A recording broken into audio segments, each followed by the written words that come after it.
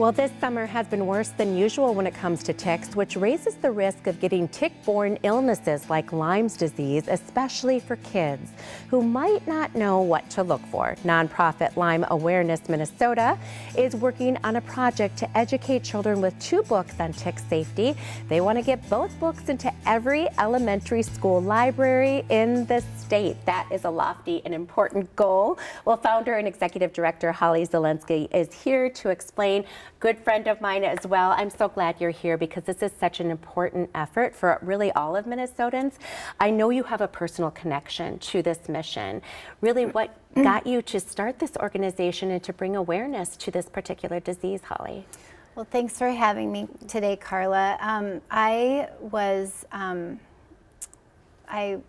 a busy mom and business owner and just living my life, and all of a sudden one day in July of 2015 I just felt like I got hit by a train, and 13 months later I was finally diagnosed with Lyme disease. Wow. I couldn't cut my own food, I couldn't drive a car, I couldn't do anything. It was terrible, and I just knew that I wanted to do something to make sure that other people didn't have to go through what I was going through. And that's so important, and we talk often in Minnesota about how at risk we are because we love our outdoors, we Yes. love our summers especially, and that's when it's really we're all at greater risk. So that I'm so sorry that you went through that, Thank but you. look at you going through it and now looking to bring awareness so that others also can avoid this. So on that point, your effort right now, you're wanting to educate kids of all people. Why children? Well, kids are very susceptible to getting Lyme disease because they're playing in the grass, they're rolling in the grass, they're as well as pets. They're just so into nature, which is wonderful, and we want to encourage that. We don't want them to be scared, but we want to educate them on what to watch for. So specifically, of course, you've written these 2 books, and I this is didn't an write them. opportunity, or you've been promoting these 2 Yes. books. I apologize. And this is an opportunity, really, for kids to learn more about this. So, can you explain a little bit about what these books do and what it will show children at the youngest ages about what they need to know about ticks? Yes, absolutely. So Nick, the No Good Icky Tick, talks about from the tick's perspective on what, how he ends up getting attached to this girl in the book, and he actually gets on the dog first, and then the dog brings the tick in the house, which is very Interesting. common, and people don't think about that.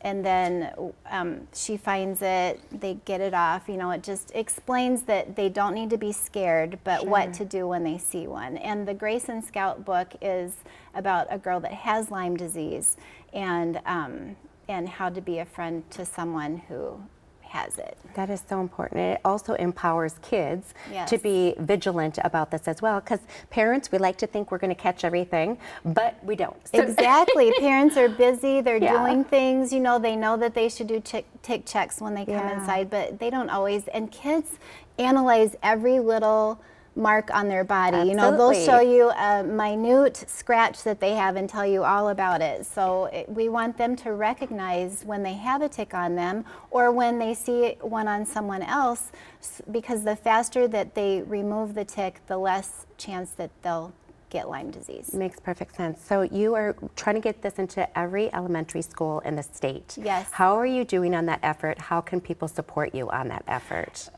We want to put them in every elementary school library because books stay in elementary school libraries for years, if not decades. So this will literally impact tens of thousands of children for many years. And we're getting really close to being able to buy the books and get them out. Our goal is to have them in the libraries this fall. And people can go to lymeawarenessmn.com to donate, or we also have a GoFundMe as well. That's fabulous. Fabulous. And I know you have another option.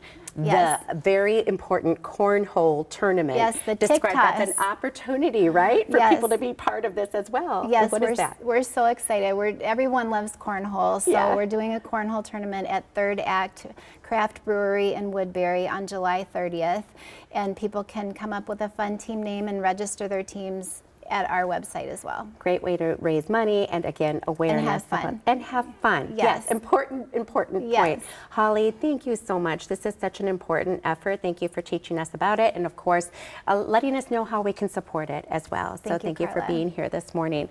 Well, the Tick Toss Cornhole Tournament, as Holly mentioned, is July 30th in Woodbury. You can register on their website. We do have a link on care11.com. Thank you again Thanks. for being here. Thanks, Carla. Well, coming up